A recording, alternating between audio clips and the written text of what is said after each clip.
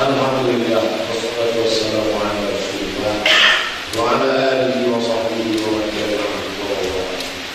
Subhanaka la ilma lana illa ma 'allamtana innaka antal alimul hakim. Rabbi shrah li sadri wa yassir li amri wahlul 'uqdatam min lisani yafqahu. Bapak-bapak, ibu-ibu, hadirin hadirat jamaah fardhu subuh yang dimuliakan Allah Subhanahu wa taala. Dalam sebuah hadis sahih dikatakan Nabi, "Ma min ayyamin", tidak ada hari, "al-'amalus salihu fihinna ahabbu ila Allah", beramal saleh pada hari itu lebih dicintai Allah daripada hari yang lain. Min hadhil ayyamil ashri, ashri 10 hari. Tidak ada hari yang lebih dicintai Allah untuk beramal saleh melebihi 10 hari ini. Yang dimaksud 10 hari itu adalah dari tanggal 1 sampai 10 Zulhijjah. Dalam Al-Quran Allah mengatakan, "Fatamma miqatu rabbih 40 lailah", maka sempurnalah ibadah Nabi Musa kepada Allah 40 hari 40 malam.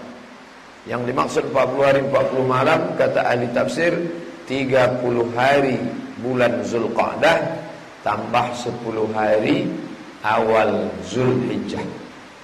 Oleh sebab itu, maka kita pulang dari sini, yang punya kalender Hijriah, kita lingkarilah. Ini tanggal 1 sampai tanggal 10. Lalu amal apa yang paling baik di 10 hari itu? Dari 1 sampai 9 adalah puasa. Amal paling baik puasa. Kenapa yang disebut itu amal puasa? Karena Nabi mengatakan, "As-shawmu li wa ana ajzi bi", puasa kamu untukku dan akulah yang memberikan balasan. Ini menunjukkan bahwa kalau Allah menisbatkan suatu amal kepada dirinya, menunjukkan suatu itu mulia. Contoh, Baitullah, rumah, dinisbatkan kepada Allah, rumah Allah. Bukan berarti Allah berdiam di dalam rumah itu, syirik, na'udzubillah. Makna rumah Allah, Allah memuliakan rumah itu. Syahrullah, bulan Allah, artinya Allah memuliakan bulan itu. Rasulullah, utusan Allah, Allah memuliakan utusan itu. Abdullah, hamba Allah, Allah memuliakan. Maka Allah nisbatkan puasa itu kepada dirinya. As-shawmu li, puasamu untukku. Bukan berarti Allah berhajat kepada puasa itu. Kalau sampailah Allah berhajat kepada puasa, na'udzubillah. Tapi kata ahli hadis, makna as-shawmu li, Allah memuliakan puasa karena ibadah yang paling minim tingkat riaknya puasa. Ibadah yang orang paling merasa dekat dengan Allah, puasa. Dan di dalam puasa itu orang sedang berakhlak dengan akhlak Allah. Allah tidak makan, Allah tidak minum, Allah tidak berhubungan, maka itu ada dalam puasa. Seketika itu juga orang sedang berakhlak dengan akhlak Allah Subhanahu wa ta'ala. Oleh sebab itu, maka kita yang umur panjang, badan sehat, puasa. Andai karena pekerjaan berat, tidak sanggup, maka tetap kita laksanakan puasa tanggal 9. 1, 2, 3, 4, 5, 6, 7, 8 tidak bisa. Oke, tak masalah. Tapi untuk yang tanggal 9, jangan sampai tinggal. Karena yang tanggal 9 ada pahala khusus. Hadis riwayat Muslim, "Yukaffirus sanatal madiyata wal baqiyata", puasa tanggal 9 mengampunkan dosa setahun yang lalu dan setahun yang akan datang. Maka nanti kita lingkari kalender tanggal 9 Zulhijjah, puasa Arafah. Kawan-kawan sahabat tetangga yang sedang haji, mereka wukuf di padang Arafah. Pada waktu malam, malaikat paling banyak turun pada waktu malam, malam Lailatul Qadar. Dan pada waktu siang yang paling banyak siang di padang Arafah. Kita di negeri yang bukan tanah haram, bukan di padang Arafah, ibadah kita adalah melaksanakan puasa Arafah. Adapun mereka di sana, mereka tidak puasa Arafah karena mereka dalam keadaan musafir, perlu tenaga ekstra, maka mereka tetap makan dan tetap minum. Adapun tanggal 10, maka pada tanggal 10 kita justru haram berpuasa. Haram puasa tanggal 1 Syawal, tanggal 10 Zulhijjah, tanggal 11, 12, 13, 5 hari haram berpuasa. Jadi kalau 1, 2, 3, 4, 5, 6, 7, 8 baik, 9 sangat baik, 10 haram. Dari yang tinggi jatuh kepada perbuatan haram. Maka tanggal 10 itu perbuatan yang paling baik adalah min iraqatid dam. Perbuatan yang paling baik tanggal 10 justru bukan puasa, tapi iraqatid dam, menumpahkan darah. Yang dimaksud menumpahkan darah tanggal 10 adalah darah hewan kurban. Fa innaha ta'ti yaumal qiyamati. Hewan kurban itu nanti akan datang pada hari kiamat, biquruniha dengan tanduknya, wa aslafiha dengan kukunya, wa ash'ariha dengan bulunya.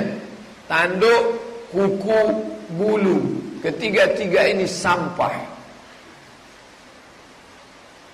Nabi tak mengatakan dagingnya, darahnya, jantungnya, hatinya, tak.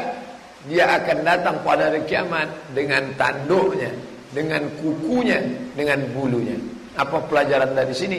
Kalau tanduk, kuku dan bulu bersaksi pada hari kiamat, apalagi dagingnya, sumsumnya, kulitnya, semuanya akan bersaksi di hadapan Allah. Ya Allah, hamba-Mu ini sudah beramal dengan amal yang Engkau cintai.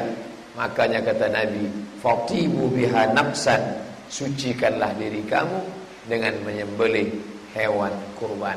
Lalu pada pagi itu selesai sholat Id, Nabi pulang mengambil kambingnya.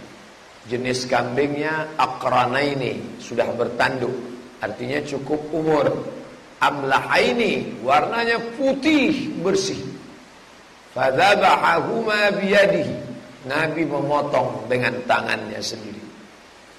Bismillah, dengan nama Allah. Allahu Akbar, Allah Maha Besar. Allahumma minka walaka, ini dari engkau dan ini untuk engkau. Ini memang uang tabungan saya, tapi ini minka, dari engkau. Ini memang akan dibagikan untuk fakir miskin, tapi ini hakikatnya untuk engkau. Tapi jangan bayangkan bahwa darah, tulang, bulu menjadi sesajen. Na'udzubillah, syirik dalam Islam. La yanalallaha luhumuha, dagingnya bukan untuk Allah. Wala dima'uha, darahnya bukan untuk Allah. Walakin yanaluhut taqwa, yang sampai kepada Allah adalah ketakwaan dari orang-orang yang menyembelihnya. Masalah kurban ini hampir tiap tahun. Masalahnya itu ke itu saja. Pertanyaan jamaah terkait masalah kurban, maka muzakarah alumni Al-Azhar seprovinsi Riau tahun 2011, tahun 2010-2011, hasil muzakarah itu jadilah 33 tanya jawab masalah kurban. Saya tidak bacakan satu persatu, kita bahas yang masalah-masalah saja yang menimbulkan problem di tengah masyarakat. Itu yang akan saya bahaskan insyaallah. Yang pertama adalah hukum berkurban. Satu ustaz ceramah mengatakan kurban itu wajib, wajib berkurban. Yang satu lagi mengatakan kurban sunat muakkad. Maka di buku ini disebutkan dua-dua. Yang pertama mengatakan kurban itu wajib, dalilnya dia katakan hadis Nabi sallallahu alaihi wasallam, man wajada sa'atan, siapa yang punya kelapangan rezeki, falam yudhi, tidak mau berkurban, fala yaqrabanna musallana, jangan dekat-dekat tempat solat kami. Itu ancaman keras. Kalau sudah ancaman berarti lil wujub, wajib.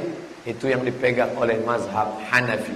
Sedangkan mazhab Hambali, Syafi'i, Maliki, maka menurut mereka sunnat muakkad. Apa dalilnya? Salasun hunna alayya faraidu. Ada satu perkara yang bagiku wajib, walakum tatawwu, bagi kamu hanya sunnat saja. Al-witru, salat witir, ad-duha, salat duha, al-udhiyah, berkurban, an-nahru, berkurban. Fasalli li rabbika, salatlah, salat id, wanhar, berkurbanlah. Menurut hadis ini Nabi wajib berkurban, walakum tatawwu, tapi kamu sunnat saja, sukarela. Dan pernah 1 tahun Abu Bakar dan Umar tidak berkurban. Abu Bakar dan Umar enggak motong kurban tahun ini, tidak. Kenapa? Abu Bakar dan Umar ingin menjelaskan kepada kaum muslimin, kami tahun ini sengaja tidak berkurban, ingin menjelaskan bahwa kurban itu hukumnya sunnat, tidak wajib. Tapi jangan ini nanti jadi bapak ibu jadikan dalil, tahun ini saya tak berkurbanlah. Kenapa? Menunjukkan bahwa kurban itu tidak wajib. Beda Abu Bakar dengan Umar dengan kita. Oleh sebab itu kita tetap berkurban. Kemudian selanjutnya, di antara syarat berkurban, muslim, beragama Islam. Ini dibahas di sini karena ada satu masjid bertanya ke saya, Pak Ustadz, kami tinggal di seberang sana ada gereja. Terus mereka nyerahkan satu kambing ke kami. Gimana nanti kami motongnya? Apa kami sebutkan Allahumma taqabbal min simanung kalid waktu motongnya itu? Maka saya sampaikan syarat berkurban adalah salah satunya muslim. Muslim, merdeka, bukan budak, akil baligh, berakal dan mampu. Syaratnya muslim. Jadi kalau ada orang menyerahkan kurban ke kita, Pak, ini hewan kurban. Pas ditanya non muslim, bagaimana caranya? Terima kurban itu, nanti waktu motongnya atas nama kaum muslimin. Misal datanglah non muslim ke sini, menyerahkan 1 ekor sapi. Pak, ini 1 sapi. Gimana cara kita motongnya? Kami terima sapi ini dan kurban ini nanti disebut atas nama 7 orang. Ketua, sekretaris, bendahara, seksi-seksi, masih 6. Siapa satu lagi? Ustadz Abdul Somad. Boleh, tak masalah. Waktu mau nyebut Allahumma taqabbal, bismillah wallahu akbar, Allahumma minka walaka, Allahumma taqabbal min fulan min fulan min fulan min fulan min fulan min fulan min fulan min fulan. Nama kita, adapun nama orang. Boleh menerima hadiah dari non muslim, boleh, selama tidak ada unsur kristenisasi. Jangan sampai ditulisnya dipilok di keningnya, Jesus my God. Oh, tak boleh, haram.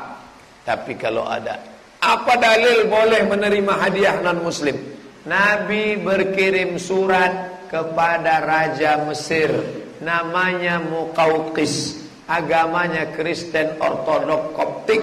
Yang membawa surat itu sahabat Nabi, namanya Hatib bin Abi Balta'ah. Ketika sampai dibacanya surat Nabi, dia tersentuh, dia kirim hadiah asal Banha, madu dari provinsi Banha Mesir. Madu itu diminum Nabi, habis. Itu dalil, minuman, makanan boleh diterima selama tidak ada unsur kristenisasi. Dia kirim untuk Nabi kain, kain itu dipakai oleh Nabi. Dia kirim untuk Nabi ada bighal. Bighal itu binatang lebih besar dari keledai, lebih kecil dari kuda, dipakai oleh Nabi. Maka kalau kita diberi hadiah kendaraan, pakai. Dikasih kain, pakai. Dikasih madu, minum. Kalau bapak ibu ada megang tidak mau, masih ada hari ini, bawa ke sini biar saya ambil. Tapi Kalau ada unsur kristenisasinya, ada unsur agama, ritual, lakum dinukum waliyadin. Nah, ini jelas. Yang dianggap mampu itu siapa? Nah, ini sekarang banyak. Bapak nggak berkurban tahun ini. Mohon maaf Pak Ketua Masjid, saya nggak daftar. Kenapa? Saya belum mampu ini. Fortune saya belum lunas. Rumah di Citraland 5 miliar masih 3 tahun lagi. Orang merasa dia tak mampu karena dililit hutang, dan yang membuat hutang itu dia sendiri. Lalu menurut fikih, yang mampu itu siapa? Nih disebutkan. Sanggup memenuhi kebutuhan diri selama 4 hari. Tanggal 10, 11, 12, 13. Sanggup memenuhi kebutuhan diri dan orang yang wajib dinafkahi. Saya, istri saya, anak saya. Kalau ada orang tua yang di bawah tanggung jawab kita, karena tua renta, masuk orang tua. Sanggup memenuhi kebutuhan diri dan orang yang dinafkahi selama 4 hari. Ada uang untuk berkurban, maka itu sudah dianggap mampu. Kira-kira punya uang berapa tuh Pak Ustaz? Diri, istri, anak, orang tua. Makan 1 hari paling full 100.000. Kali 4, 400.000. Kali 4 hari. Ada uang untuk kurban, maka orang itu sudah dianggap mampu. Maka berkurbanlah, itu dianggap mampu. Begitu menurut mazhab Syafi'i. Dari mana itu Ustaz ambil? Nama kitabnya Al-Fiqhul Islami wa Adillatuh. Nama pengarangnya Syekh Wahbah Zuhaili, juz 4 halaman 2708. Kapan waktu penyembelihan? Waktu penyembelihan setelah terbit matahari, diagak-agak kira-kira matahari qaida ram'in, setinggi tombak. Setelah diukur matahari setinggi tombak itu 12 menit. Jadi matahari naik setinggi tombak 12 menit dari syuruk. Saya lihat di jam Batam matahari terbit jam 6:05.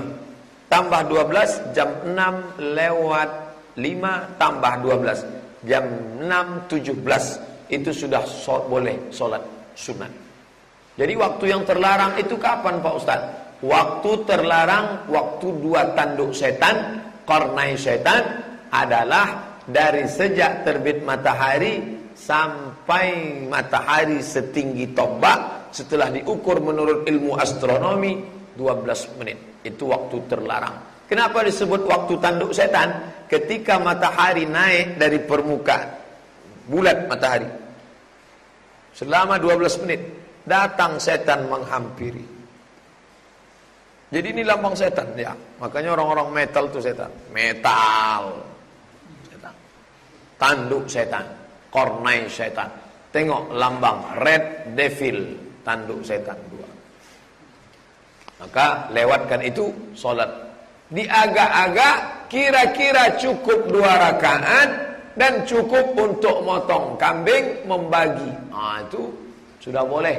Jadi kalau begitu, kalau ada orang motong jam 7.30, jam 6.30, tapi umumnya di tempat kita itu sholat Id kalau di Pekanbaru jam 7.30. 7.30 setelah sholat Id barulah dipotong. Misal tinggal di negeri non muslim, Papua, mana tahu ada saudara kita, dia mau berkurban sendirian, kapan dia baru boleh motong? Itu cara ngukurnya. Agak-agak matahari terbit, lewatkan 12 menit, agak-agak sholat untuk 2 rakaat dan khutbah. Jadi kalau begitu jam 6.30 atau jam 7 sudah boleh. Habis sholat subuh langsung motong, tidak disebut kurban. Sama macam zakat fitrah. Zakat fitrah, kalau khatib sudah naik mimbar, dia serahkan, fa innaha shadaqatun minas shadaqat, hanya sedekah biasa saja. Begitu juga dengan kurban ini, kalau dia motongnya tidak menurut waktu tadi, tidak dianggap sebagai kurban. Ini penting. Anda tahu kawan-kawan kita ada yang tinggal di negeri, pulau, tempat kerja, mau berkurban, potong sendiri, bisa. Kapan waktu penyembelihan finishnya? Tanggal 10 Tidak ada duit, tanggal 11, tanggal 12, tanggal 13, 4 hari. Ayyamut tasyrik zabhun. Memotong pada hari-hari tasyrik itu juga dianggap sebagai memotong hewan kurban. Maka takbirnya pun sampai tanggal 13. Salat asar tanggal 13 masih bertakbir. Allahu Akbar, Allahu Akbar, Allahu Akbar. La ilaha illallah, Allahu Akbar, Allahu Akbar, walillahil hamd. Sampai tanggal 13. Kemarin Idul Fitri saya sholat zuhur. Selesai sholat zuhur, imamnya bertakbir, Allahu Akbar. Makmum sudah senggol-senggolan. Lupa. Disangkanya sholat Idul Adha. Idul Fitri setelah khatib naik mimbar, tidak lagi ada takbir untuk Id. Adapun takbir untuk berzikir tidak dilarang. Selanjutnya ada hadis melarang tidak boleh motong malam. Bagaimana kalau siang sibuk, orang macet total, pulang sampai rumah jam 6, salat maghrib. Besok gitu lagi. Bagaimana ini? Boleh tidak motong malam? Datang ustaz membacakan hadis. Annahu naha 'anil zab'i bil lail. Nabi melarang motong di waktu malam. Ternyata setelah diteliti hadis ini, makanya jangan baca hadis, pahami sendiri. Istimbat hukum sendiri. Kita belum sampai selevel imam mujtahid. Lalu yang dimaksud dilarang motong malam itu karena zaman dulu tidak ada lampu yang terang. Hari ini boleh pakai lampu sorot 200 watt. Zaman dulu bapak ibu tahu sendiri pakai obor, silap-silap salah potong. Dilepas talinya, lompat sapi hilang. Tak jumpa, gelap. Adapun di tempat kita tanah lapang, lalu kemudian lampu terang, orang ramai, maka kalau mau motong malam boleh. Mana tahu terjadi, maka buku ini menjawab. Selanjutnya, jenis hewan kurban yang mau dipotong itu apa saja? Dijelaskan dalam Al-Quran. Mim bahimatil an'am. Surat Al-An'am. Apa itu Al-An'am? Ayat ini ada dalam surat Al-Hajj 34. Surat Al-Hajj, surat yang ke-22, ayat 34. Tapi saya maksud Al-An'am artinya hewan ternak. Kambing, sapi, onta. Kerbau dikiaskan ke kambing. Kambing, sapi, onta atau kerbau. Kalau ayam satu kandang Pak Ustaz tak bisa. Puyuh satu kontainer tak bisa. Karena sudah dipatok, jangan dibuat-buat. Nah, ini tentang masalah kurban. Hewannya. Di antara hewan ini apa yang paling afdal? Yang satu mengatakan yang paling afdal onta. Yang satu mengatakan lebih afdal kambing. Yang satu mengatakan lebih afdal sapi. Mana yang paling afdal? Mana yang paling banyak dagingnya, itu yang paling afdal. Pak Ustadz, mana yang lebih afdal? 1 kambing 7 orang 7 kambing, atau 1 sapi 7 orang? Mana yang paling banyak dagingnya, itu yang paling bagus. Bapak-bapak yang di sini 7 ekor kambing merasa sudah banyak. Yang sini cuma 1 sapi, tapi sapinya sapi limosin 1 ton. Nengoknya pun kita takut.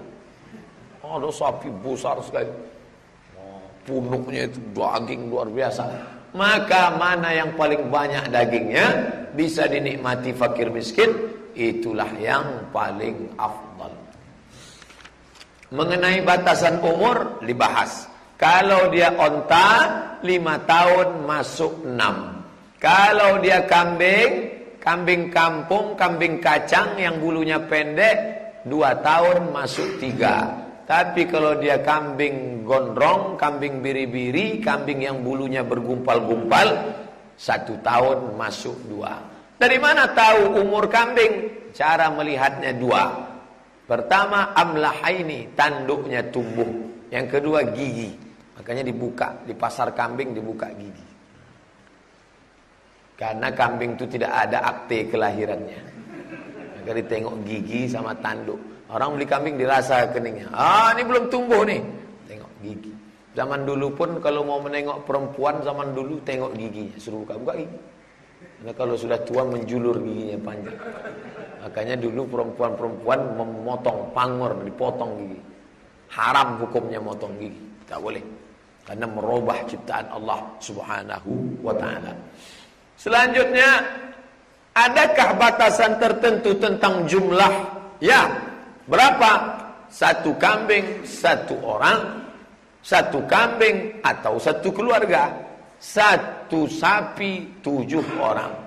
Mana dalil tentang 1 sapi 7 orang? Saya belum ketemu dalilnya Pak Ustaz.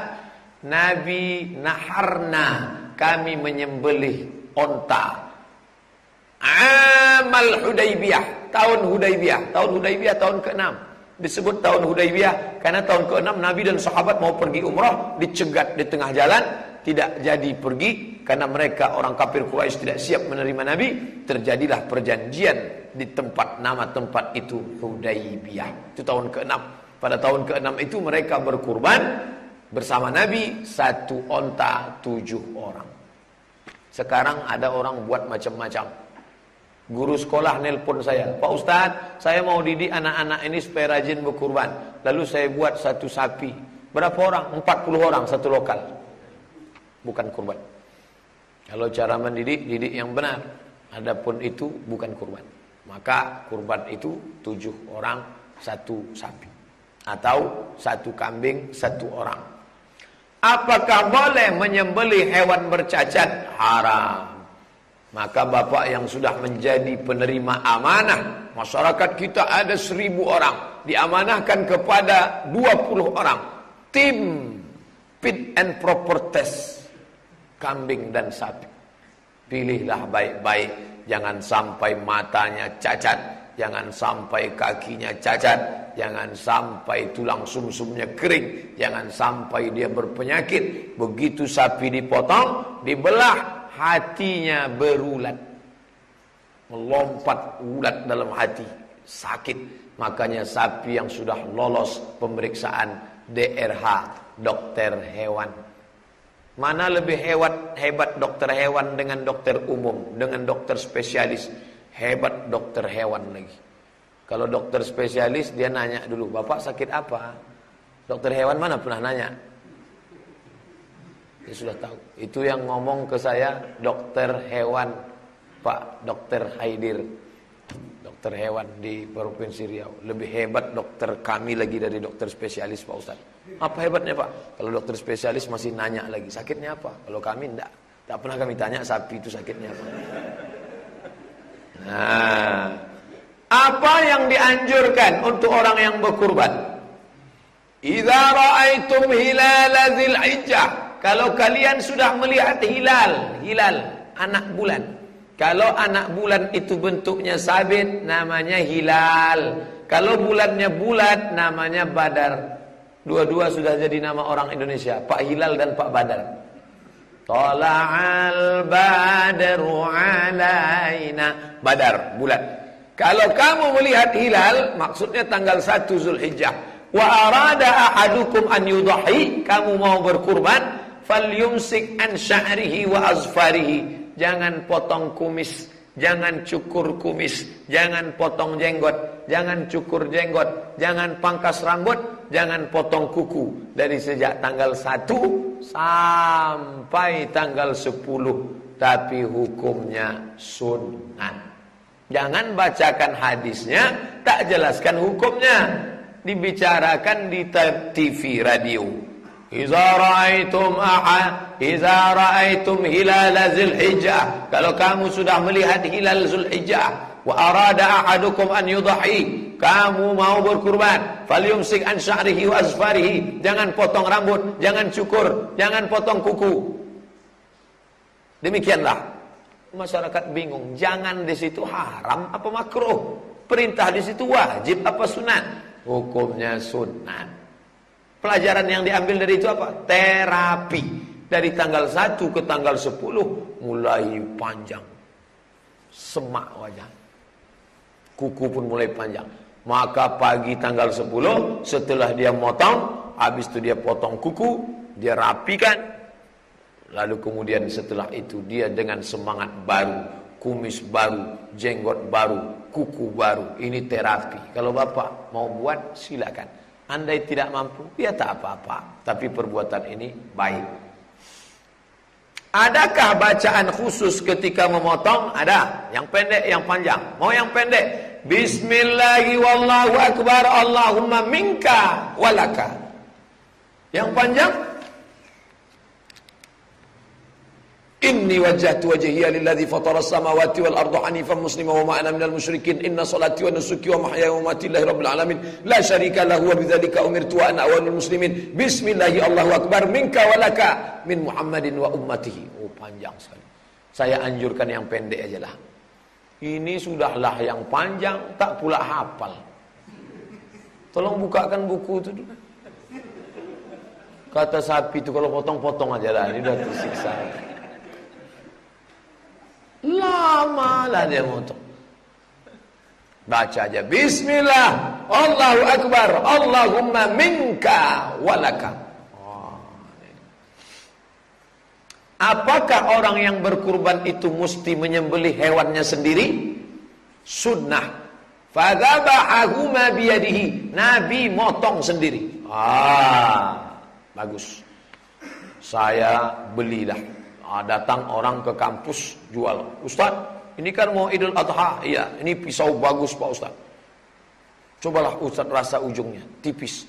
Ini pisau hanya untuk daging, tidak boleh dipotongkan ke kayu, ke pipa, rusak ujungnya tak bisa. Berapa nih? 300.000. Saya ambil satu. Saya beli. Tapi sampai sekarang tak pernah saya pakai. Karena motong ini dua. Pertama harus punya ilmunya, yang kedua harus berani.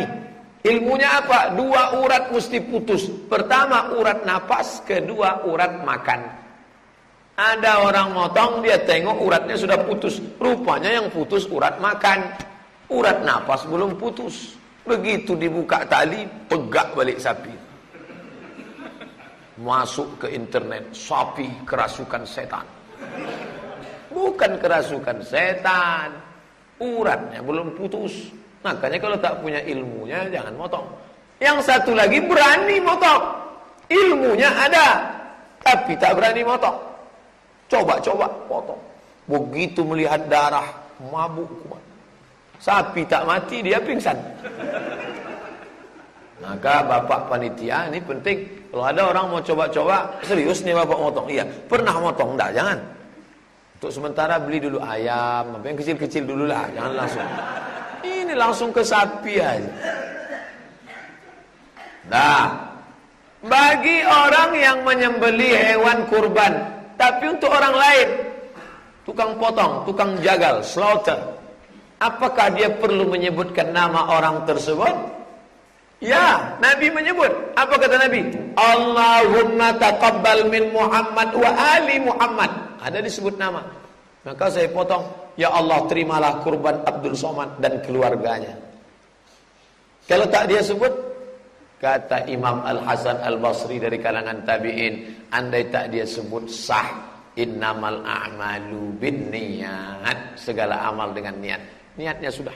Pulanglah ibu-ibu dari masjid acara pemotongan, meleleh air mata. Ibu nangis kenapa? Enggak disebut nama saya beserta titelnya tadi. Untuk ibu insinyur, hajah, doktoranda, MSI, MSc, sampai panjanglah cerita motong. Kalau mau disebut boleh. Allahumma taqabbal min fulan bin fulan min fulan bin fulan min fulan bin fulan min fulan bin fulan. Andai tidak, untuk sapi nomor 1 kelompok 1, bismillah Allahu akbar, Allahumma minka walaka. Boleh. Jadi jangan dipertentangkan masalah boleh. Apakah boleh orang berkurban memakan daging hewan kurbannya? Bapak kurban, ya. Jangan makan dagingnya nanti ya. Itu tak boleh dimakan. Dapat dari mana? Entah, begitulah kata nenek moyang kami dulu. Fakulu minha, makanlah. Walah malah disuruh. Mana ayatnya Pak Ustaz? Itu penting bagi saya karena saya mau Al-Hajj 28. Surat Al-Hajj surat ke-22 ayat 28. Fakulu, kulu, makanlah. Tapi jangan semuanya. Ini ada orang ini dibawalah sapi ke masjid. Pak Ketua Masjid, ini sapi, tolong potongkan, nanti antarkan ke rumah, pahanya, kakinya, kepalanya, ekornya, kulit. Nanti kalau ada orang model begini di komplek kita, ambil bawalah semua. Potong sendiri, makan sendiri, bagi sendiri, mati sendiri. Ini kurban ini itu orang fakir miskin. Jadi yang dimakan itu apanya Pak Ustaz? Yang paling afdal kalau mau ikut sunnah, akala min kabidi udhiyatihi. Begitu selesai sholat, pulang, motong, langsung belah, ambil hatinya, potong mutrah, sesuap, cuci, kasih garam, bakar, sebentar aja tuh masak, langsung makan hatinya. Itu yang dilakukan Nabi. Kenapa tidak dagingnya? Dagingnya lama, teksturnya keras, matangnya lama. Apalagi tempat kita menggiling bumbunya lagi, santannya lagi. Tapi kalau hatinya lunak, langsung potong. Bismillah, Allahumma barik lana, makan. Sisanya wa at'imul ba'isal faqir, bagikan ke fakir. Best, paling bagus makan hatinya sedikit, bagi. Setelah mendengarkan penjelasan ini, banyaklah bapak-bapak, ibu-ibu yang tak mau lagi nerima kupon. Datang panitia, Pak, nanti Bapak dapat 2 kupon, 1 sebagai anggota masyarakat, 1 sebagai pekurban. Ini kupon. Kami sudah dengar penjelasan dari Ustaz Abdul Somad. Kuponnya pergi bawa, kami tak perlu. Pergi bawa sana kuponnya. Dagingnya aja antar nanti. Sama aja, kupon tak mau, daging mau. Jadi kami nggak boleh ngambil 2 kupon untuk Pak Ustaz. Ini cara yang kedua. Setengah untuk pekurban, sepertiga. Setelah dipotong, sebenarnya itu jatahnya sepertiga. Sepertiga untuk yang berkurban, sepertiga untuk sahabat, kerabat, tetangga, handai tolan, family, sepertiga untuk fakir miskin. Jadi pembagian kita selama ini baina-baina, antara-antara. Tidak yang terlalu minim, tidak yang terlalu banyak. Tidak yang terlalu afdal, tidak sepertiga. Dapat 2 kupon, ambillah. 3 kupon, tak masalah. Selama jangan lebih dari sepertiga. Kalau lebih kita ambil sepertiga, kita sudah makan jatah orang lain, haram. Tapi jangan gara-gara ini semuanya minta sepertiga. Ini penting dijelaskan. Nanti sepertiga semuanya nuntut. Saya sepertiga. Oh, kacau panitia. Sejak Ustaz Abdul Somad datang ke Batam, inilah rusak acara kurban. Membawa masalah aja Ustaz. Nah, pertanyaan ke-21. Apakah orang yang belum akikah boleh berkurban? Siapa yang belum akikah, jangan berkurban. Tidak ada hubung kait antara akikah dengan kurban. Tak ada hubung kait.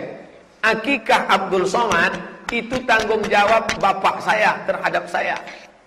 Maka setelah saya dewasa, dulu ternyata saya kecil belum diakikahkan. Sekarang saya mau kurban. Ya kurban aja, tak ada hubung kait.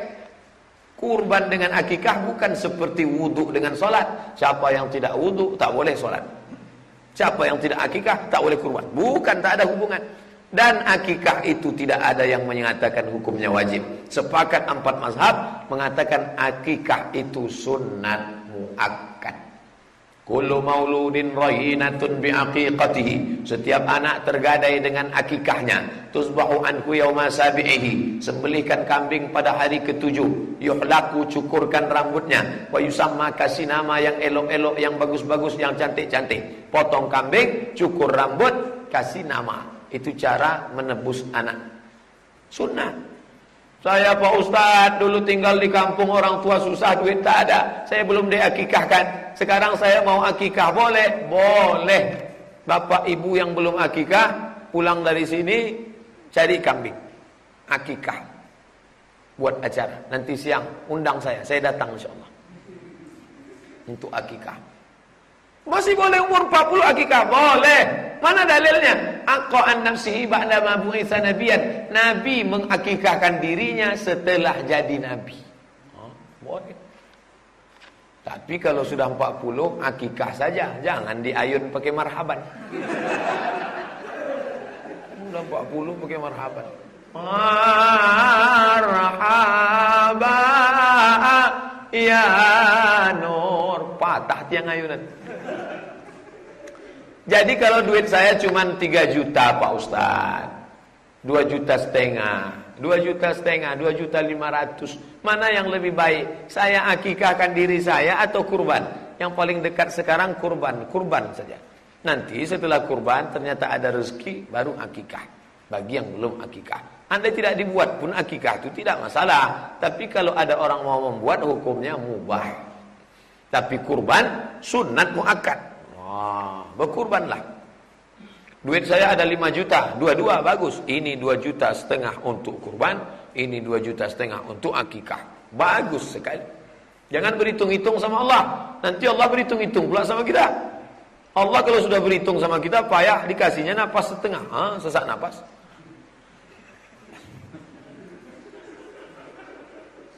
Lepaskan aja. Sebagaimana engkau melepaskan rezekimu, begitu pula lah Allah melepaskan rezeki itu untuk kita. Jangan sampai tak menetes. Allah pun genggam juga. Kamu mancing rezeki, lepaskan. Maka Allah melepaskan. Tapi jangan lepas habis pula. Apakah boleh membagikan daging kurban ke negeri lain? Hukum aslinya tidak boleh membagikan daging kurban lewat jarak qasar salat. Qasar salat itu berapa kilometer? 89 kilometer. Tak boleh. Kenapa pemerintah Saudi membuat kornet? Daging kurban dibuat kaleng kornet, dikirim ke Ethiopia, dikirim ke Madagaskar, dikirim ke Bangladesh. Karena ring-ringnya sudah. Kita lingkungan terdekat sudah dapat semua, sudah. Ring 1 sudah, ring 2 boleh dikirim ke pulau-pulau, ke tempat-tempat kristenisasi. Maka saya anjurkan di Pekanbaru. Di Pekanbaru sudah saya sampaikan, bapak-bapak yang tinggal di komplek elit, sapi sampai 20 ekor, potong saja 1 di sini. Yang 19 kemana? Kirim ke kepulauan. Suku Akit, suku Talang Mama, suku Talang Perigi, suku Sakai, korban kristenisasi, bawa ke sana. Potong di sana boleh, atau potong di Pekanbaru dagingnya dibawa, potong di Batam dagingnya dibawa, boleh. Ini tentang masalah.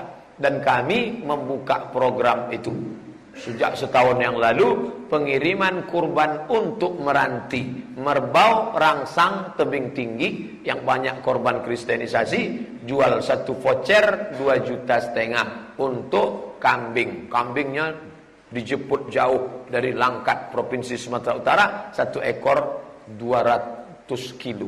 Kambing jumbo besar. Ini bagus. Jadi jangan sampai dikirim jauh, fakir miskin yang dekat-dekat tak dapat. Tapi tempat kita mapan ekonomi bagus, sudah cukup kirim ke tempat yang jauh. Jangan sampai kulkas itu tak bisa ditutup. Asal ditutup menyipak kakinya keluar. Ambil aja 1 kupon cukuplah, sisanya bagikan. Pak Ketua, Pak Pengurus ini, kenapa kalian tak terima? Antarkan ke tempat-tempat orang miskin susah. Karena makna daripada berkurban itu adalah semangat berbagi, bukan semangat balas dendam makan. Ini sampai buka baju tengah malam jam 12. Kenapa? Kepanasan, berkunang-kunang lah Pak Ustaz. Dipaksakannya juga lagi makan kambing. Apa hukum menyembelih kurban untuk orang lain yang masih hidup? Ini kurban saya 2,5 juta. Ini 2,5 juta untuk anak saya. Ini 2,5 juta untuk adik saya. Apa hukum berkurban untuk orang yang masih hidup? Terhitung sebagai sedekah. Bagus nih Pak Ustaz, bagus. Mendidik anak. Sini. Ya Pak, ini duit 2,5 juta. Alhamdulillah bisa ganti gadget baru. Kamu saya kasih untuk berkurban. Dia merengut. Tapi ingatlah 20 tahun akan datang kita sudah mati. Dia menangis menetes air mata. Kenapa? Dulu ayah saya mendidik saya kurban langsung pakai duit. Dia tidak nyuruh berkurbanlah, berkurbanlah. Nah nanti kalau kau sudah dewasa berkurbanlah. Dia tak ingat. Tapi ketika kita didik dia langsung, ini duit 2,5 juta, pergi antar ke masjid, daftar, kamu berkurban, terhitung sebagai sedekah. Bagus pendidikan. Kakek kaya, duit banyak, kebun lebar, dia berkurban, ini untuk cucu saya. Bagus, terhitung sebagai apa? Sedekah. Bapak mau sapi nomor berapa? Nomor 1. Nanti dengan bapak ya, kami tak mau. Saya mau saya saja. 7 orang itu saya semua. Saya, istri saya, anak saya, menantu saya, cucu saya 3. Ya, tolong tuliskan besar-besar, keluarga apaan. Kalau bisa foto langsung update status. Jangan rusak ibadah kita. Apa hukum? Pertanyaan ke-24. Bagaimana orang menyembelikan kurban untuk orang yang sudah meninggal? Sapi nomor 1, Insinyur Haji Doktorandus SHMH. Nomor 5, almarhum. Kapan almarhum datang bayar kurban nih? Gimana ceritanya? Rupanya anaknya ngasih duit. Ini 2,5 juta untuk saya, ini 2,5 juta untuk almarhum ayah saya, ini 2,5 juta untuk almarhumah emak saya. Apa hukumnya ini? 4 mazhab. Mazhab yang pertama paling tua Hanafi, nomor 2 Maliki, nomor 3 Syafi'i, nomor 4 Hambali. Ustaz sebutkan satu-satu. Ya, ada di sini semua. Menurut mazhab Hanafi, berkurban untuk orang meninggal dunia boleh, tapi dagingnya enggak boleh dimakan. Bagikan semua ke fakir miskin. Mazhab kedua Maliki, menurut mazhab Maliki, berkurban untuk orang meninggal dunia boleh kalau ada meninggalkan wasiat. Kalau tidak ada meninggalkan wasiat, tiba-tiba dia buat sendiri untuk bapaknya, makruh. Pahalanya ada, tapi perbuatan dia membuat itu makruh. Yang ketiga, mazhab Syafi'i. Kalau tidak ada meninggalkan wasiat, jangan dibuat. Yang keempat, Hambali. Hambali yang paling longgar. Tidak perlu wasiat, dagingnya boleh dimakan, dan pahalanya sampai.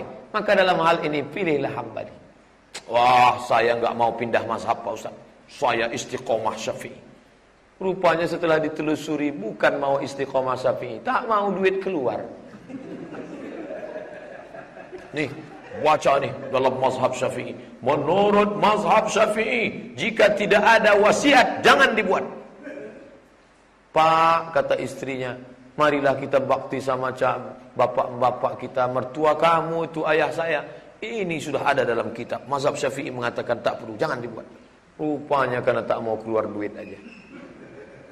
Jadi sekarang ini banyak orang macam-macam Bapak Ibu yang dimuliakan Allah. Nah, selanjutnya, pembahasan selanjutnya adalah bagaimana dengan panitia kurban.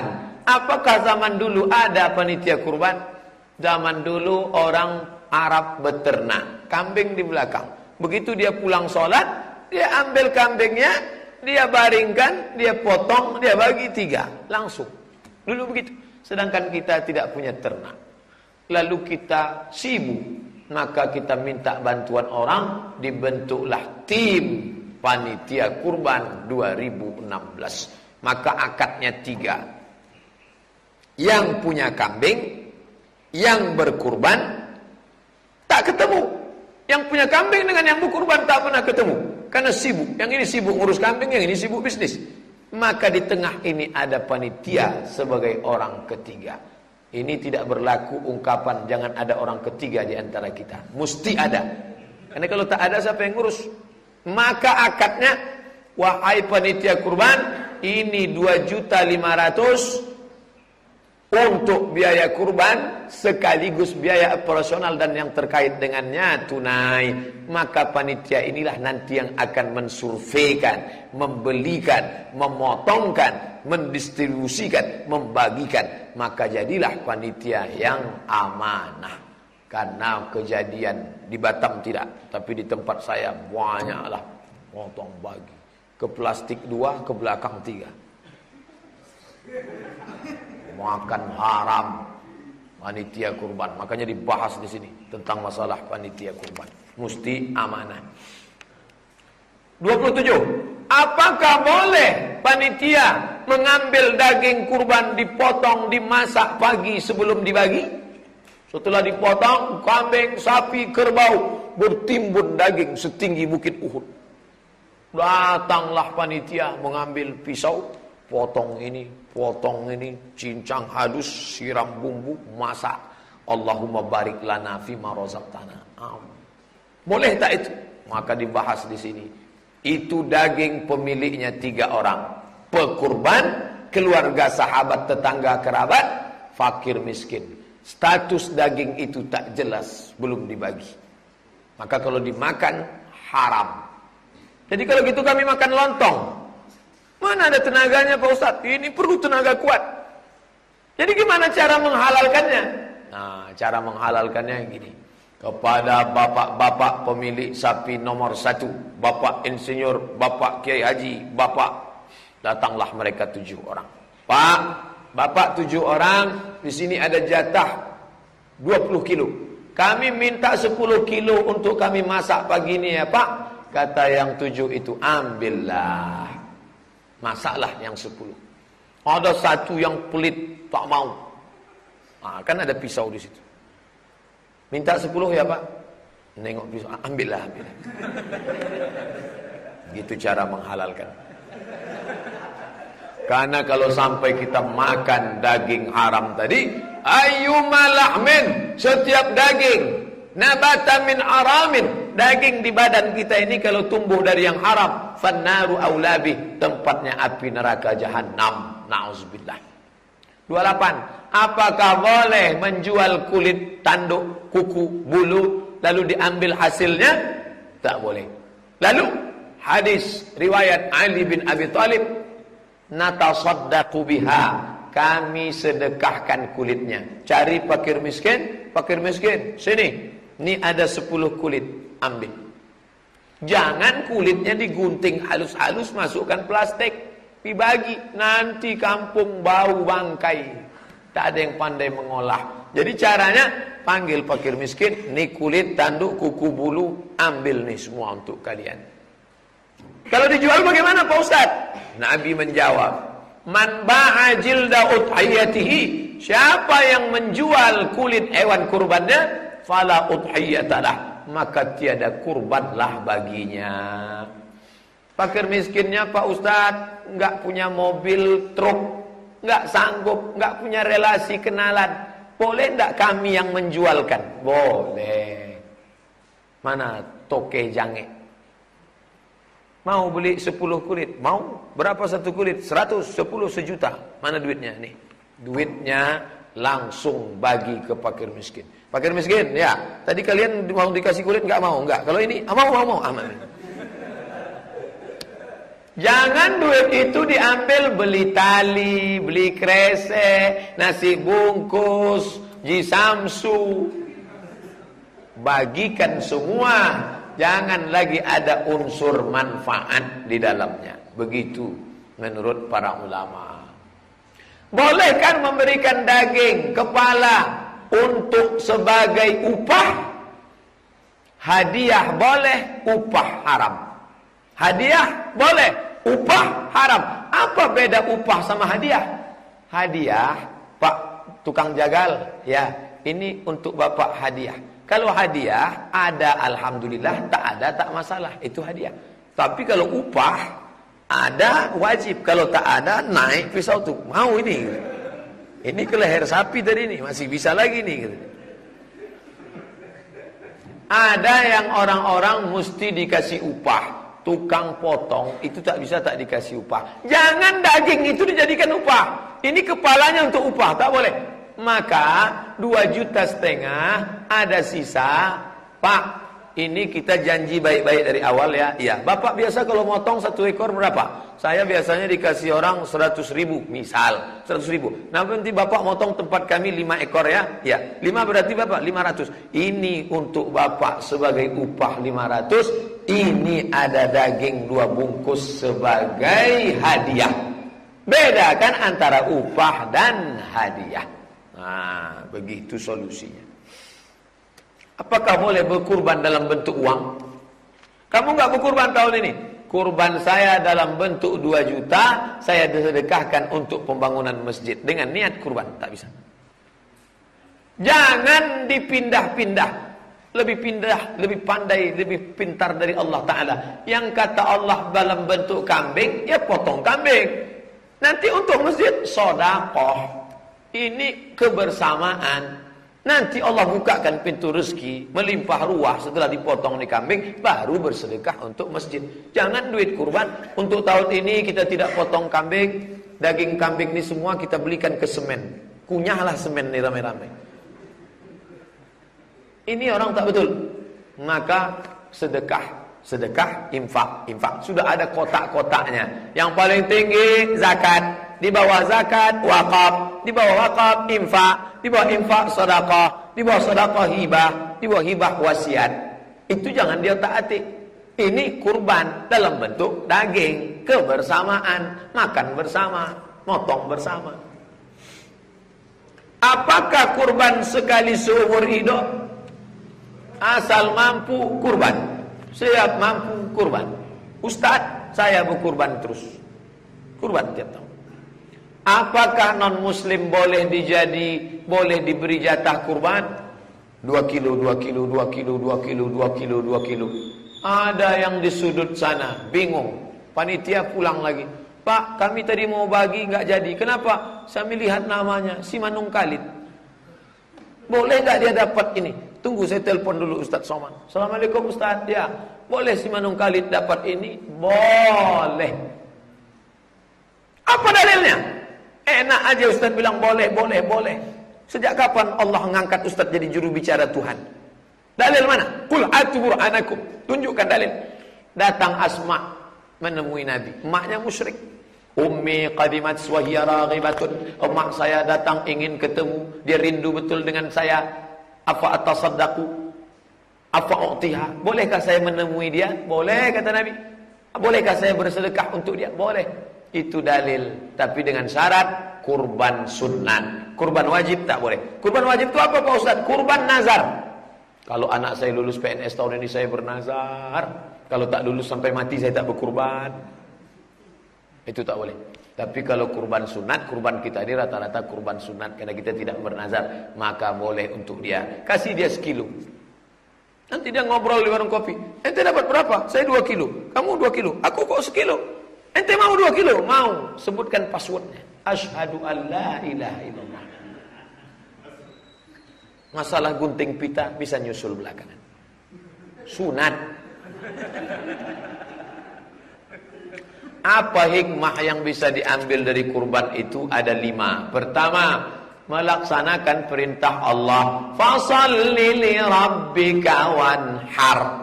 Apalagi melaksanakan sunnah Rasulullah. Alaikum bisunnati. Ikuti sunnahku. Yang ketiga, membangkitkan semangat kebersamaan. Makanya pas motong itu istri dibawa. Anak dibawa. Cuman anak bapak ibu yang perempuan kalau mau dibawa pakai jilbab panjang. Pengalaman saya lihat di masjid-masjid, anak gadis dibawa pakai celana sempit, jilbab pula tak. Sampai di situ foto-foto, banyak tukang potong tuh salah potong. Mengangon menengok. Nah, ini perlu diperhatikan. Kenapa dibawa anak keluarga semua? Karena ini syiar. Ketika ramai kebersamaan, sambung silaturahim. Orang-orang yang mau mendirikan rumah ibadah di tempat pemukiman orang Islam melihat itu. Rapat lagi mereka. Ternyata orang Islam itu sholat subuh yang sedikit. Kalau bagi-bagi daging ramai juga ternyata mereka. Ini penting. Yang keempat, mengikis sifat kikir, pelit, bakhil, kedekut, sifat kebinatangan. Sifat-sifat kehewanan, sifat-sifat kebinatangan. Apa sifat kambing? Menanduk, menyipak. Kalau kambing cuma 2 saja, menanduk, menyipak. Orang lebih parah dari kambing. Menanduk, menyipak, menyikut, menjegal kawan seiring, menggunting dalam lipatan. Musuh dalam selimut. Yang terakhir, yang paling penting adalah walakiyanaluhut taqwa, ketakwaan dari orang yang memotongnya. Inilah isi dari ini. Saya serahkan ke ketua masjid. Apakah semua masjid Ustaz sampaikan ini? Tidak. Dalam acara safari dakwah semester ini, masjid ini sajalah yang mengkaji kurban ini. Masjid lain tak ada mengkaji kurban. Ada masjid mau bahas kurban tak jadi. Nah, ini tentang masalah hewan-hewan kurban ini. Itulah yang dapat saya sampaikan. Terima kasih atas segala perhatian Bapak Ibu. Mohon maaf atas segala kesilapan. Kita sudah masuk waktu salat sunat isyraq. Man sholat subha fi jama'atin, siapa yang sholat subuh berjamaah, summa qa'ada yazkurullah, duduk di masjid berzikir dengan Allah, dan ini majelis zikir, majelis ilmu, hatta tatul asyam, terbit matahari, lewat 12 menit, sudah lewat, kita sholat sunat isyraq, usalli sunnatal isyraq, raka'ataini lillahi ta'ala. Pahalanya keajri hajjatin wa umrah, dapat pahala seperti haji dan umrah. Tamah, sempurna. Tapi jangan gara-gara sudah dapat pahala haji dan umrah, balik dari sini ONH diambil lagi. Seperti haji dan umrah. Terima kasih perhatian Bapak Ibu. Kalau kayak di bahasa ini kan agak mahal kalau misalnya kita bukan ke kampung, kampung agak murah. Tidak boleh mengalihkan hewan kurban. Tadi kita bahas lebih dari jarak kosong salat. Tinggal di Batam, cari makan di Batam, penghidupan di Batam, kurbannya di Papua. Nanti kalau kata Ustaz boleh silakan. Tiba-tiba tahun ini semuanya keluar Batam. Gara-gara siapa? Gara-gara Ustaz Somad, Ustaz Sosen. Tapi kalau Bapak sudah tahu, datang ke panitia, Pak panitia sudah berapa sapi kita tahun ini? Sapi 20, kambing 30. Oh, kalau gitu saya mohon izin tahun ini saya mau ke kampung. Karena ini kan sudah perlu kota sudah. Jadi ada kulunnya. Jangan sampai kita ini hidup masyarakat la salam wala kalam. Kurban di tempat lain, zakat di tempat lain, sedekah di tempat lain. Kalau ada orang model begini, kurban tak ikut. Sedekah tak ikut, zakat tak ikut. Nanti pas jenazahnya datang, akhirnya balik ke kampung. Tapi pertanyaan Bapak, oke, karena rata-rata kita perantau. Begitulah cara. Setelah tahu di masjid sudah banyak, Pak Ketua, terus saya kan biasa di sini tiap tahun, ya. Ini tahun ini mungkin saya kampung orang susah sekali sampai makan upaya, makan ikan nasi upaya. Oke lah, jadi ada. Jangan mentok fikih keras sekali. Ada di situ silaturahim tentang rasa.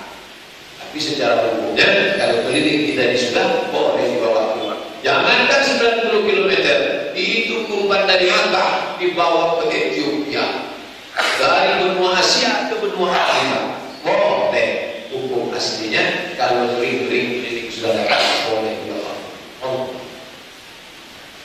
Baik. Para boleh yang belum tadi punya anak belum akikah, pas dia berkurban dua niat saya apakah sah? Kalau kebetulan anaknya lahir tanggal 3 Zulhijjah anaknya lahir, dikasihlah namanya anaknya Zulhijjah. 4, 5, 6, 7, 8, 9, 10. Pas tanggal 10 itu akikah, maka dia potong akikah, otomatis dapat pahala kurban. Begitu kata pendapat Imam Ahmad bin Hanbal. Orang yang berakikah tanggal 10 otomatis dapat pahala kurban. Satu potongan. Jadi kalau ada yang ibu-ibu hamil, asetiklah lahir tanggal 3. Kalau saya lewatkan sedikit Pak Ustaz, akikah tak mesti tanggal 7. Yang paling afdal tuzbahu anhu yauma sabi'i. Sabi' 7. Kalau lewat 8 dia tak apa. Jadi bagi orang yang mau berkurban, ini namanya sekali dayung 2 pulau berlalu. Sama juga masuk masjid, lihat jam 2 menit lagi. 2 menit lagi iqamah. Tahiyatul masjid, apa qobliyah subuh? Qobliyah subuh. Karena kalau tahiyatul masjid tak dapat qobliyah subuh, maka dia qobliyah subuh otomatis dapat tahiyatul masjid. Tapi jangan gara-gara ini terlambat terus. Mana tahu sampai di sini tinggal 2 menit qobliyah subuh.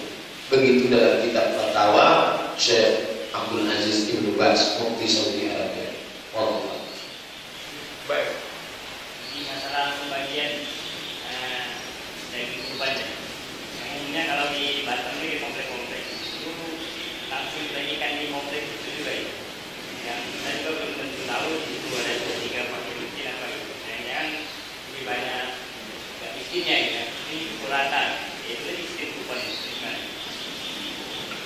Kalau orang di situ sudah dapat 2 kupon, itu tidak melebihi.